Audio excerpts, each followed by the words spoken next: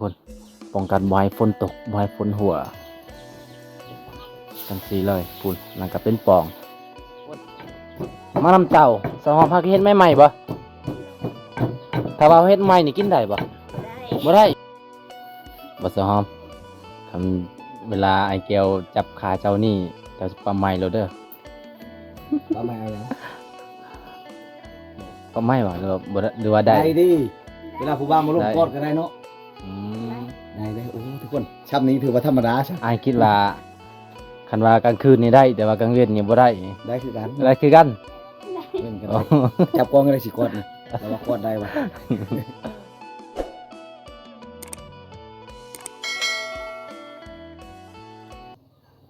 เอาทักทายสวัสดีสีเบิดสกุลคือเก่าทุกคน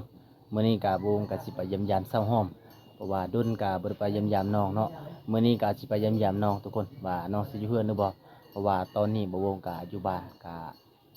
ติดกับเฮือนเศร้าห้อมทุกคน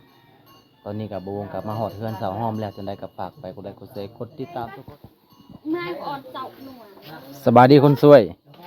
สบายดี โอ้สิเอายังนี่น่ะ สิเอายัง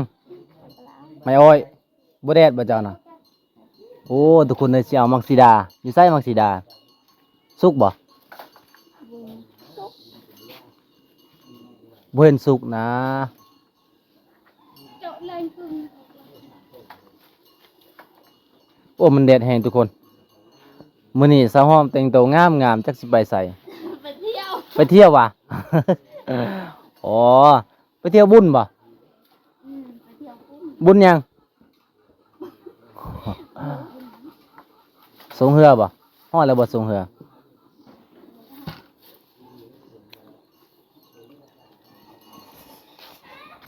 หมากซิดาทุกคน หัวเร่ง อยู่ใช้อีก โอ้ยอย่ามาเยอะจะเจอ คือเน่านี่ได้บ่จะขึ้นเป็นบ่ บ่ บ่เป็นหมักซิดาทุกคนหมักซิดาซาวหอมมันน้อยๆนะโอ้ลายเนาะแต่ว่ายังบ่สุก อันแหละนะ มึงลิ้นไม้นะผู้เบิ่งใกล้ได้เบิ่งไกลๆได้ตานะ มายัง อันเป็น อะปินเนาะ อันเป็นโมเชโล แต่เมาไปเจ้า เจ้าบ่มีอ๋อมียังมี มี แต่ มะนาว มีแต่ มะนาวมีบ่ ซาวหอมนี่มีแก้มบ่องอยู่เนาะมีบ่เบิ่งเจ้ายิ้มเนาะมื้อนี้บ่ได้ไปไสบ่ บ่ อยู่เฮือน เรือน หน่อไม้ก็เซาเฮ็ดแล้วหน่อไม้บ่ได้เฮ็ดแล้ว บ่ได้เห็น คันเฮ็ดก็ยันได้เงินหลายเนาะ อืม เขายังซื้อบ่ตอนนี้นะ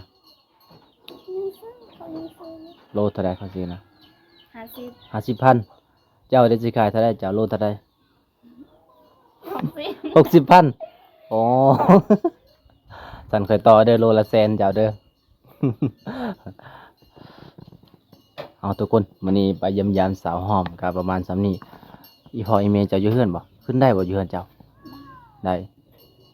พาเขาขึ้นนี่ เอาเลยจ้า บ่มีอาหารกินอ๋อ เอาเลยจ้า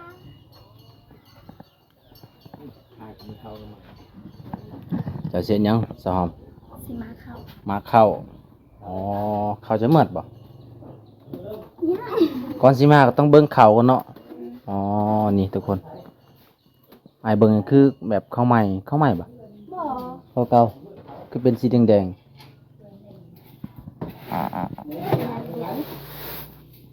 หลายชั้นได้ข้าวจ้ะนะ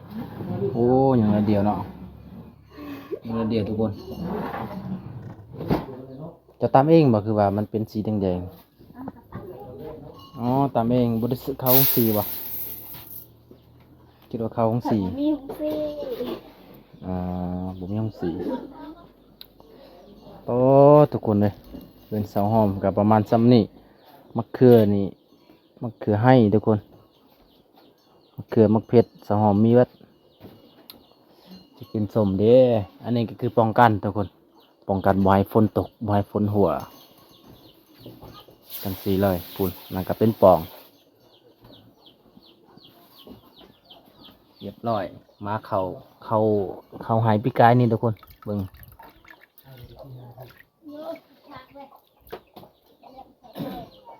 โอ้นี่ทุกคนอาหารของ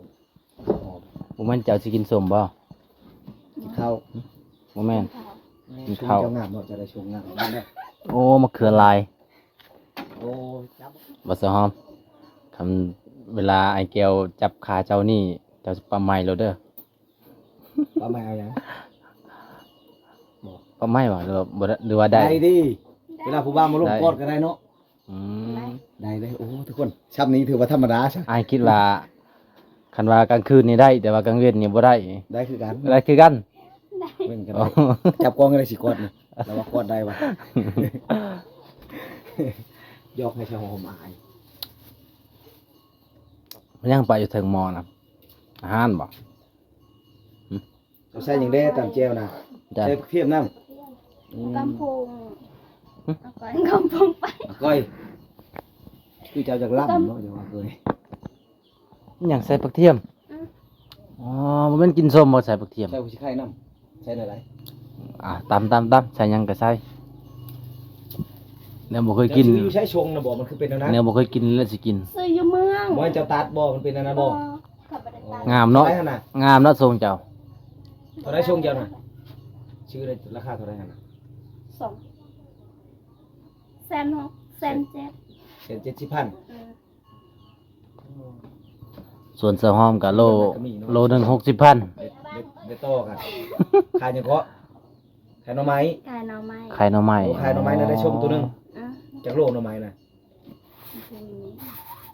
หลายโลเนาะรายเดือน โล เฮ็ด เท่าไห รายเดือน ขายหน่อไม้ใช่ หืม โล50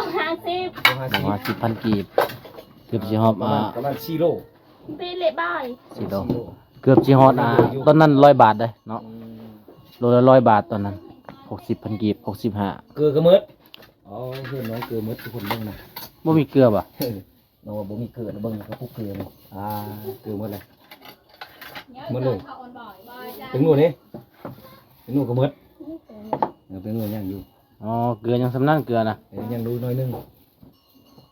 เห็นอะไรหมดตัวนั้นชื่ออยู่ชายบันนี่กายบ่บอลชื่อเกลือนะ ชื่ออยู่ไส อยู่ห้าง อยู่เมืองอยู่บ้านนี่ก็มี อยู่บ้านนี้ ทงนึงเท่าไหร่ 10,000 ทงนึง10,000กินมื้อแรกก็หมดแล้วถุงนั้นเนาะ เดี๋ยวอย่าถึงร้อย ได้แล้วบ่มีชื่อเกลือเห็นอะไรใช่ปะนี่นี่ชื่อเกลือเห็นอะไรที่กินบ่ใช่เกลือ มันใส่ก็ได้ บ่ใช่ก็ได้ สมัยโบราณเจ้าเนาะอดได้บ่เป็นนัว มีอยู่บ่เงินชื่อเกลือเนี่ยบ่ใช่เอาเงินใช้เงินชื่อเกลือมีอยู่เงิน อดได้บ่ มีบ่เงิน ก็ 10,000 ได้ นะบ่บ่ยืมได้เงิน10,000ให้น้องสิ บ่มีบ่ได้ถือมา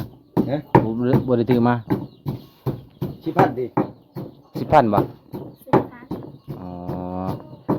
มีอยู่บ่เงินนี่ คันบ่มีให้เรากลับเด้อสหอมเด้อเราจับทรงเจ้ากันนี่ขาดเลย ตามตอกรอดโอ้ทุกคนนี่โอ้อันนี้ฮักเฮ็ดทุกคนมานำเต่าสหอมฮักเฮ็ดใหม่ๆบ่ถ้าว่าเฮ็ดใหม่นี่กินได้บ่ ได้ บ่ได้เป็นหยัง แม่ เอา ให้เจ้าชื่อเกลือน้องว่าบ่มีเกลือ ขอบใจ บ่ให้น้องว่าแล้วเขาเห็นแล้วว่าเกลือมีเกลือหมดยังเท่านั้นแหละยังน้อยๆนั่นแหละอยู่ทุกอย่างใช้อยู่มื้อแรกก็หมดเนาะ20,000ได้ช่องทงมัน สองท้องสาวพันเนาะ กินโดนเติบเกลือได้บ่เปลืองเนาะไปนู่นมันเปลือง เปลืองเนาะสหอมเนาะเปลืองกันได้เกี่ยวเพราะว่าเกลือมันบ่อยากเข้มปานใดเกลือนะ โอ้คือบ่เข้มเจ้าว่าช่าง บ่ปานใดเขาต้องใส่หลาย แล้วเราบ่บัดนี้ ใส่น้อยน่ะมันบ่เข้ม ชิมหรือบ่ตามแจ้วก็ชิมคือกันบ่ บอ บ่ชิม เฮ็ดได้ยังฮู้จักผู้ดี มึงคุยเลยกันนะ เดี๋ยวไปถ้วยก็ถามแม่ โอ้ตัวก็บ่เห็น โอ้ผู้ชายนี่เดี๋ยวไปถ้วยก็ถามแม่ เจ้าคอยช่วยแม่เท่าหน่อย พอได้เบิ่งในคลิปบ่วงไปสิขายมาสิว่าแต่เงินบ่น้องขายดีเลยทุกคน เป็นยังไงมาเจ้านะเขาไปเอาแล้วบ่ เจ้าบ่ได้แพงมันบ่คิดว่าเจ้าแพงมันเจ้าขายเลยเนาะ แล้วว่านะมาข่อยน่ะม่านเด้มันน่ะมันหยังผ่านช่องโตแล้วแล้วว่าได้นะ เป็นข่อยนี่สิได้ดิได้ครับพามันขาย 50,000 กีบโอ้ยสหอม ไก่ยา หึขนมบิ๊ก ขนมบ่มีขนมอยู่หั่นเนาะมาได้ใช้ ใส่ไปได้ไปเนาะ หาหยังอีก จุดได้ อาหารสาวหอมทุกคนก็คักมะเขืออยู่ใส่ก็หาบ่ได้มีแต่เฮือนสาวหอมมีแต่บ้านสาวหอมทุกคน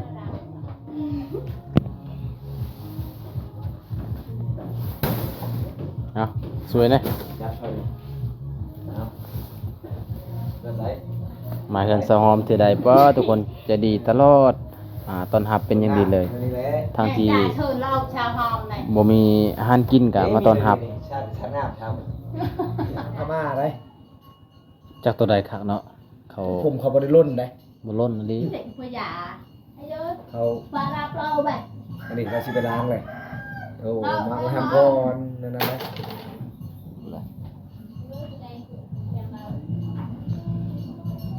โอ้ผาสาวหอม จะถือมีดมาอย่าให้ค่อยบอก ครับไผ ไม่ยาก อ๋อ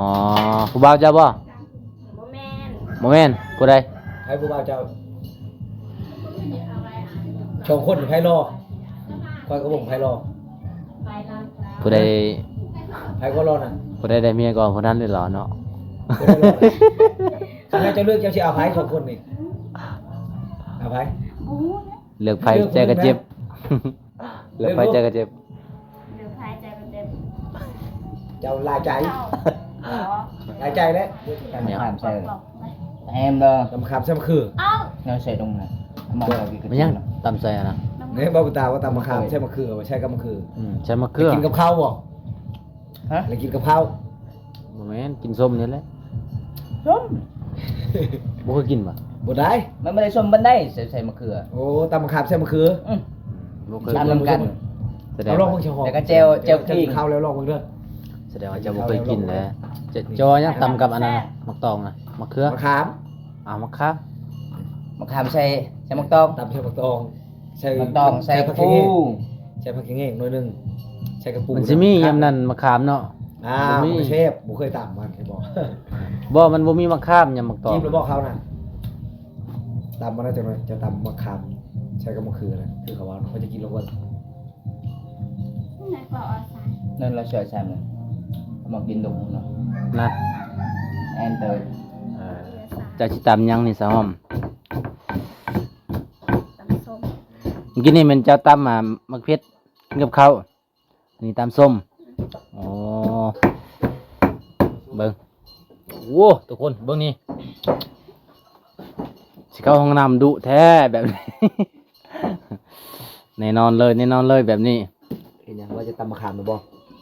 ตำมะขามน่ะใส่ยัง ตำมะเขือ ใส่มะเขือ ตำมะขามใช่มะเขื เพื่ อ อนตัวอีกไป เปละ จับไว้จับแล้วขามนะ ตำมะขามก่อนบ่ล้างเลย ใส่เลยเนาะเนาะถ้าบ่ล้างมันก็สิหมดวิตามิน ล้างอย่างนั้นโอ้โหบ้าบุญตาไปเก็บบางทีโต๊ะบางทีดินได้นะ สาวหอมก็บ่ได้ล้างมือ nên là ถ้าว่าสาวหอมล้างมือนี่บ่แซ่บตำบ่แซ่บ ตำขายได้ขายได้นี่ เขาซื้อบ่ ขายบ่ ขายให้ ให้แก้วรถคันเจ้าขายจะสิขายโคกเท่าใดสาวหอม สาวหา 25 โคกในเช่า5,000 โอ้โคกนี้เนาะ25 ก็บ่เอาต่ำเลยแต่ค่อยสิเอาโคกในเช่า5,000กันโคกในเช่า5,000ค่อยสิเอาโคกนี่ต่ำแล้วคนบ่เอาขอช่วงคืนเจ้าให้เจ้ากินรถเดี๋ยวขายโคกเช่า5 cái เปลี่ free ยนเปลี่ยนเลย บ่ได้เปลี่ยนเนาะ คือมือขาบ่หั่นน่ะเอาง่ายๆอยู่ โอ้ย ได้เนาะดึงขึ้นก็ได้ดึงลงก็ได้ ได้หมดเนาะ อืม อือฮึถ้าเอาออกอันนั้นก็ เป็นทรงสั้นอีก เอาบ่ด้วยนะ แม่น เอาดู ใส่ได้หลายสไตล์ คือปกติจะอยู่เฮือนจะต้องใช้แบบนี้บ่ อืม แต่ว่าเชื่อนี่ใช่อุ๊บตัวยันแต่บ่ขาวแกก็ได้บ่เชื่ออยากบ่ใช้เชื่อช้อน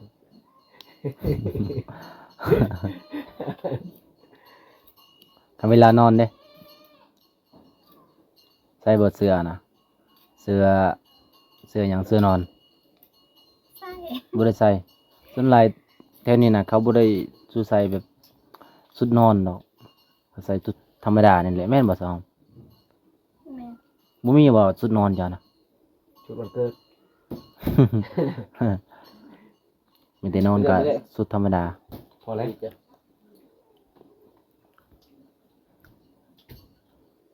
อาหารเดี๋ยวจะไข่ โอ้ตามเบิ่งนี่ขนาดเลยความเผ็ดนี่แดงคัก แดงคือซุปสะหอมเลย เอาตามเข้าไปมาได้บ่าวบุญตาบอกว่าใส่ปลาแดกบ่ มาบนมาบนใส่ประแดง อ๋อ เราบ่ให้ใส่ปลาแดก หรือขี้กากบ่จักขากินไปได้เวลาจักเป็นขี้กากบ่จักขาเนาะ เราบอกให้ใส่ปลาแดกก็ใส่ปลาแดก กินไปได้บ่คันเด้อได้ ตำมาอ่ะมะขามให้มันมุนก่อนเนาะตำมุนแล้วก็ตำมะเขือใส่มื้อนั้นสาวหอมกินผู้เดียวหมดคุกนึงนี่แหละ บ่ใช่บ่ครับเนี่ย พอดีว่าสำนั้น นี่ ทำเบิ่งจะหอมพอดีบ่สนน่ะหอมพอดีบ่ พอดีว่าจะกินผู้เดียวเจ้านะพอดีว่า บ่ บ่พอดีเอาหน่วยใหญ่ๆกว่านี้คันบ่พอดีนะ ใช้น้อยเดียวนะบ่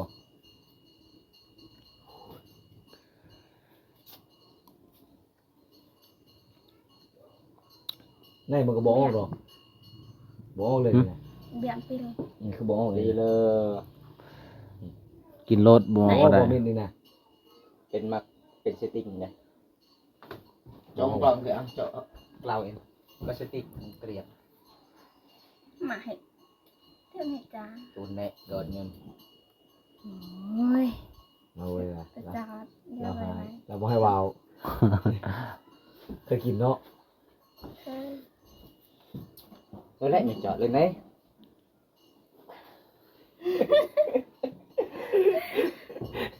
มีแต่คนคักไปแล้วกัน คักบ่นะ มาเลยในห้อง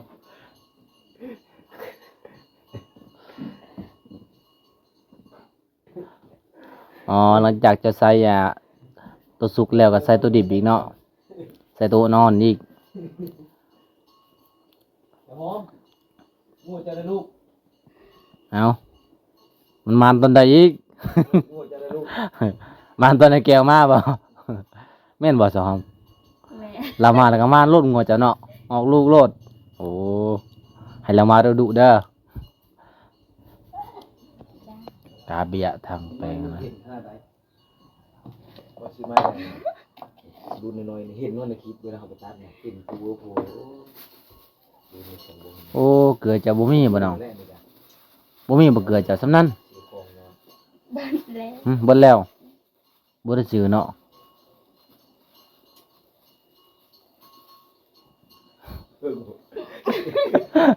เออ ตายเจียบีมุงก็มีเต้า จัด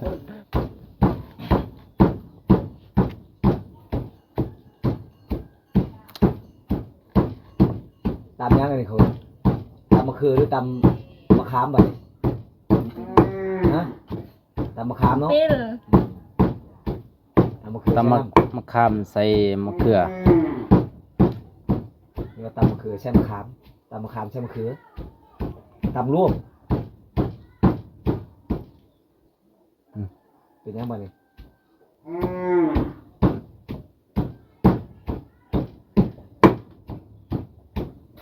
สิหมุนแล้วคกบัดนี้ อันเซาหอมเป็นแม่ค้าขายตำนี่บ่รอดคก บ่ ตามแล้วก็เราจะขายโคมชาว5,000ดิ จะมือบ่ อืม โอ้ ตำข้าวช่วยแม่ ให้ไม่เท่าตำเนาะ จังได๋ เม็ดเท่าสามเพิ่มเลย ทุกคนมื้อนี้เฮาไปยำๆสะหอมก็ประมาณสำนี้ทุกคนเด้อคลิปนี้ก็สิพอสำนี้ก่อน กันเจ็บไม่ใช่ยาให้ เขาให้เหรอ เบิ่งในมือนะ เขาให้บ่แม่เขาให้พี่กายนี่เนาะ อันนี้เต้ก็ปลอกก็ อืม เจือเอาในเจือเหลี่ยวเลย ลูกสาวเจ็บมือ ยาว